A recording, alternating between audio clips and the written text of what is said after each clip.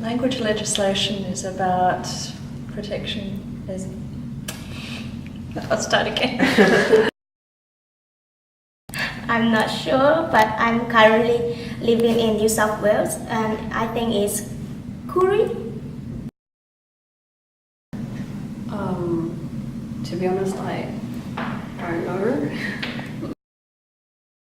know. I'd probably say some parts of New South Wales. I'm not really sure.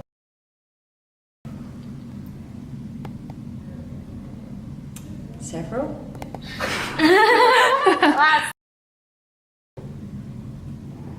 Not really. Yeah. I don't really recall anything in primary school, but like Yeah. high school, like really vaguely, but nothing too specific. Bits of history, but not really language, you know. Yeah, I remember history was definitely Yes. something.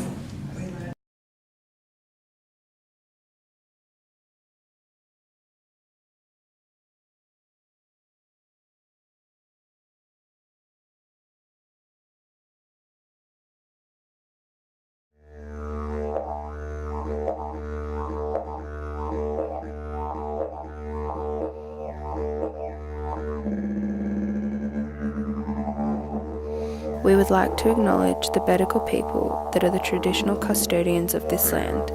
We would also like to pay our respects to the elders, both past and present, and extend that respect to other Aboriginal and Torres Strait Islanders who are present here today.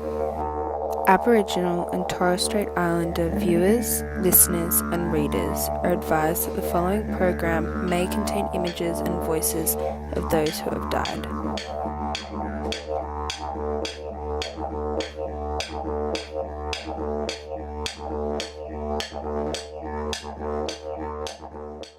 At the time of European settlement, it is estimated that over 250 Indigenous language groups existed.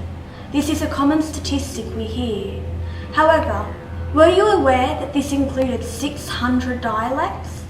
Only 60 of these languages are considered healthy today, meaning they are able to be passed on.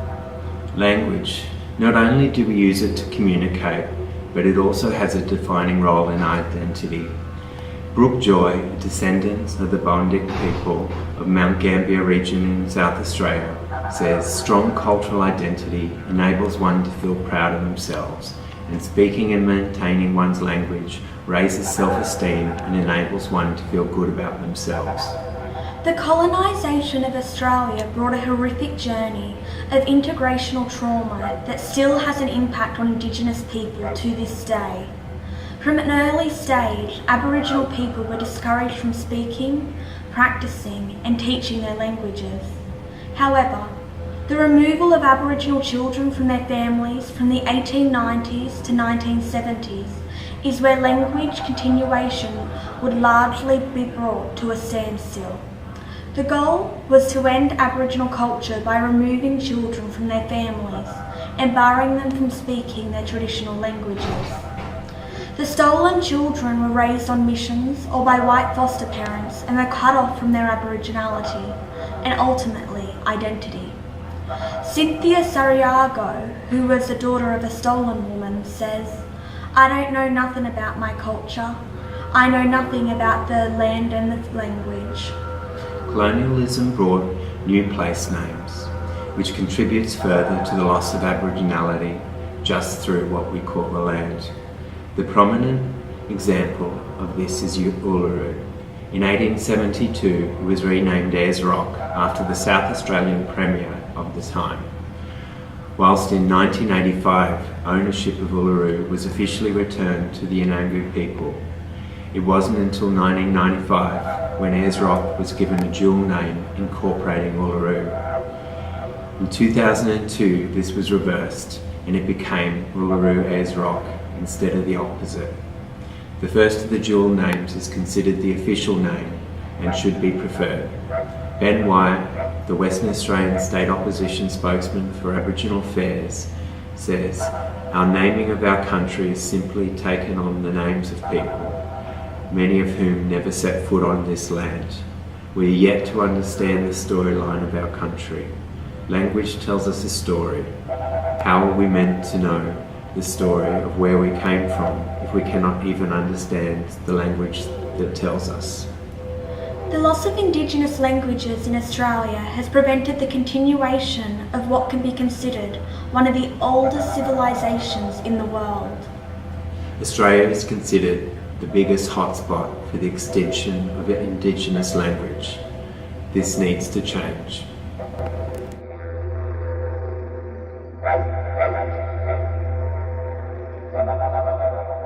Language is the foundation of cultural autonomy. The preservation and revitalisation of Indigenous languages through the voices and decisions of Aboriginal and Torres Strait Islander communities is essential to the continuation of Australia's Indigenous identities.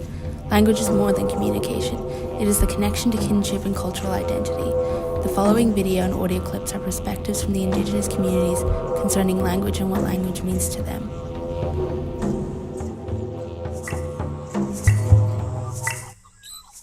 Banga yanana Yinjamara Nyurambanga yanana Balu girbang nunda Nyurambanga yanana Namadagun Babin wir nunda Nyurambanga yanana My name's Kobe Duncan, I'm a Camilo boy from Moray and I'm 20 years old. So what does your language mean to you and your culture? Language to me is everything, because especially within our culture, our language, a lot of our language has been lost. And growing up as an Aboriginal man, a lot of different other cultures, for them to be able to speak their language, and for me to even know that I'm speaking a language that's not even my own, it creates this sort of disconnection from my culture. And just to know that a long time ago our people weren't allowed to speak our language and it was nearly wiped out. So yeah, for me my language is just a lot of my identification. Yeah, that's it. Identity, 100. Language is a way of connecting with my culture, and it means so much for me to learn our language because my grandmother, who spoke our language fluently, received a knock at the front door and was told by police if they heard her speak or teach language to her children, they would be taken away. In a small way, learning our language connects me to my grandmother, who passed away many years ago. So what's your experience with your language? Have you been taught your language? Not exactly, and that's just back to what I was saying before, like a lot of our language has been lost. Yeah. And for me, especially because for Aboriginals, we're from different tribes and different clan groups, so me living in Sydney, this isn't my clan group. My clan group is from the Camilo Nation that's in Moray.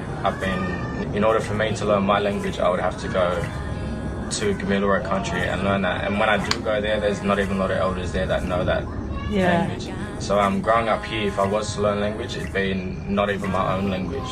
So that just goes back to feeling that disconnection, because even being an Aboriginal man living in Sydney around other Aboriginals, I'm still not able to learn my own language because this isn't my country, this is my clan group. It is the continuation of spiritual and cultural connection between country, myself and whoever I am talking to. I feel like an intruder as I did not grow up in my language community and do not have the knowledge about country that is the foundation of Aboriginal language. In Australia, at the time of European colonisation, there were over 250 Indigenous languages. Today, less than 120 are spoken at all. I am concerned that the proposed legislation won't nourish essential roots in the community and instead will be another taking away of what is precious to us.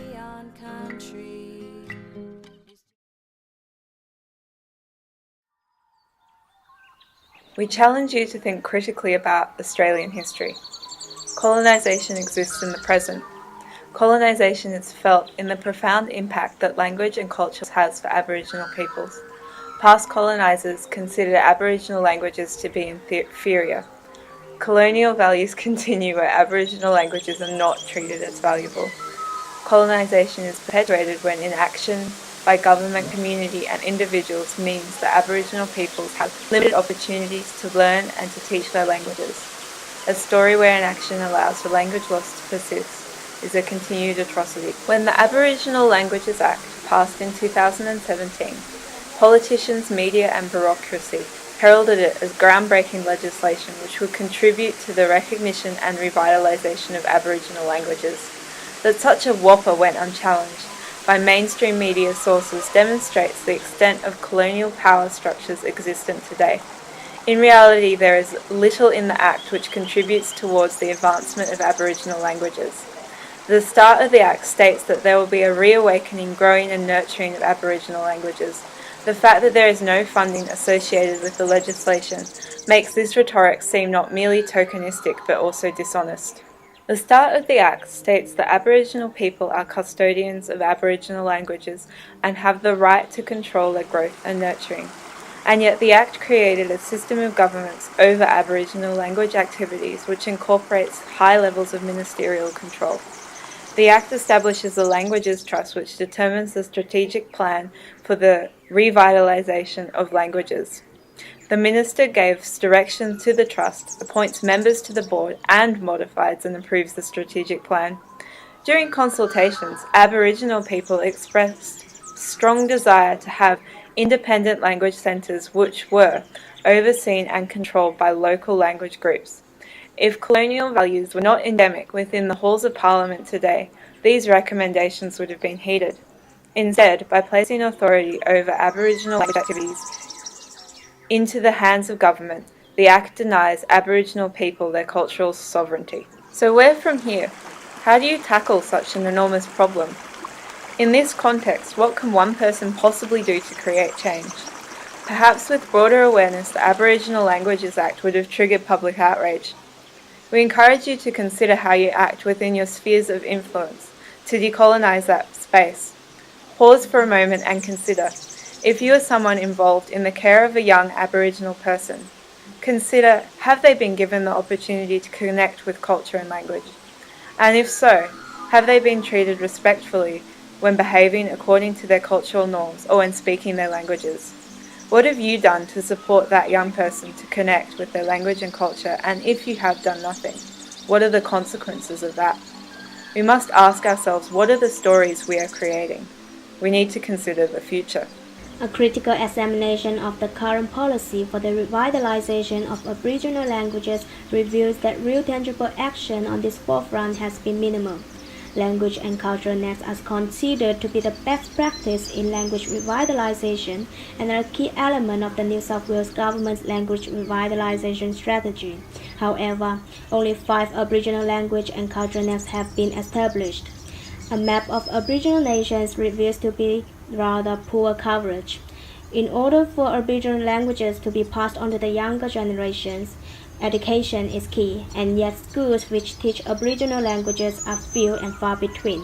This is unsurprising given the complex and resource-intensive process involving in establishing an Aboriginal language program, which requires schools to develop a syllabus, hire an appropriate tutor, and to fund the program. There is clearly room for further action on the part of the state to generate additional opportunities for Aboriginal peoples to learn and teach their languages, as in the present context. The consultation process was brought in on farcical. Consultation workshops were poorly advertised, and only 269 people, or 0.1% of Aboriginal people in New South Wales attended. Those present expressed concern that key people, including elders and language custodians, were missing, and felt that it was crucial that their views were sought. As a matter of fact, whole language groups were missing. The final consultation report recommended that a second round of consultations be held, but this never happened. The reality is the state failed to seek the consent of all language groups before passing into the legislation. This is in breach of the UNDRIP.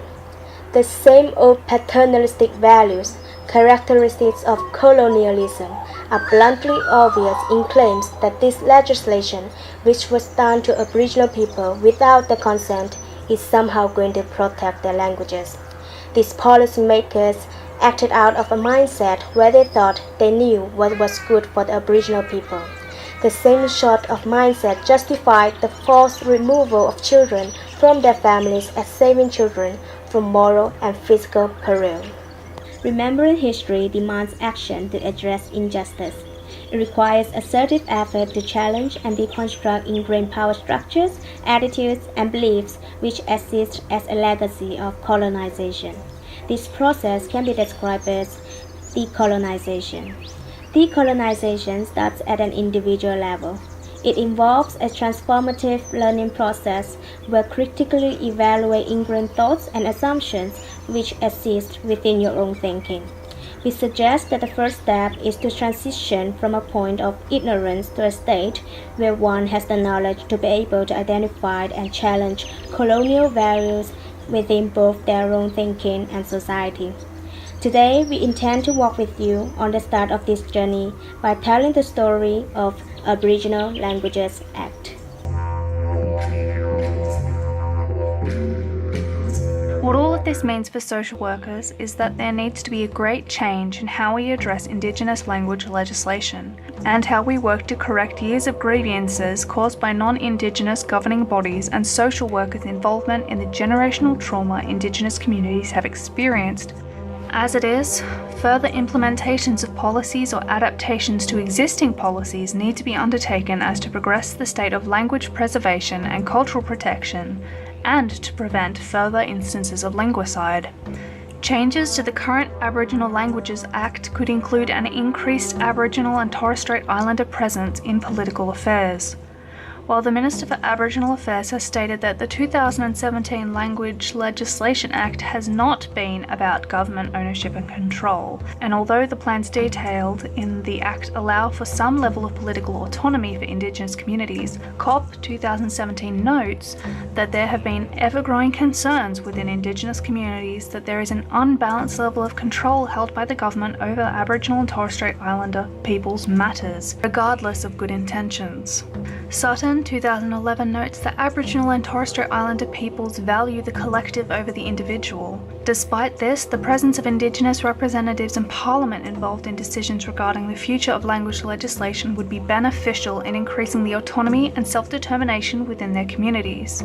It would be beneficial for Aboriginal and Torres Strait Islander peoples to have someone in politics that they respect, such as an elder or someone well known in the community, representing them from an Indigenous perspective.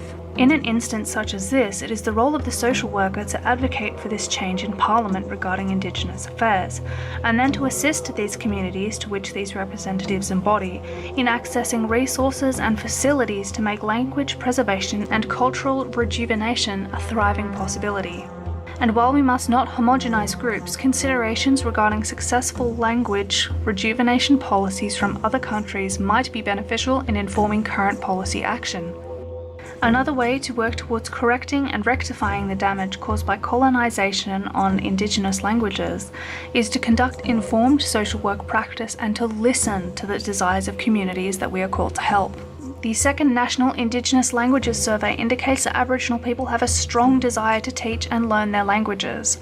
They want their languages to be taught in schools and want to see their languages spoken by future generations. Given the chance to be heard, Indigenous communities have a lot to say.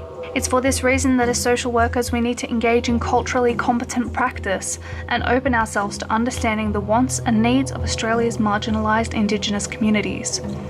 We need to act to make change on the political level to create greater Aboriginal and Torres Strait Islander presence during policy decision making and implementation. We need to be advocates for these communities to receive the assistance they require, that they have expressed that they need and want.